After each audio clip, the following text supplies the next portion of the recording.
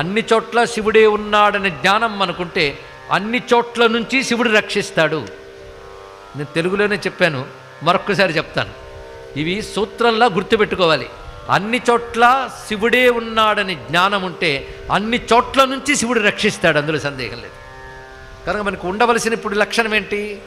ఘోరాఘోరములు రెండు శివుడే అని రోజు అనుకోవాలి. నువ్వు రోజు అనుకోవాలి. రోజు అనుకోవడమే పూజ, మరొకటి కాదు. ఘోరంలో అఘోరంలో శివుడే ఉన్నాడు, శివుడే ఉన్నాడు, శివుడే ఉన్నాడంటే శివుడేమనుకుంటాడు తెలుసా? నా అడ్రస్ వీడికి తెలిసిపోయింది, జాగ్రత్తగా ఉండాలనుకుంటాడు. అన్నిట్లో నేనే ఉన్నాను పట్టేశాడు కనుక వీడికి అన్నిట్లోంచి నేను రక్షించక తప్పదు అనుకుంటాడు తెలుసా మీకు?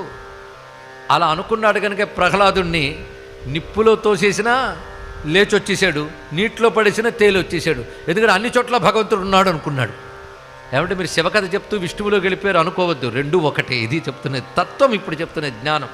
కనుక ఎప్పుడు ఇది గుర్తుపెట్టుకోవాలి.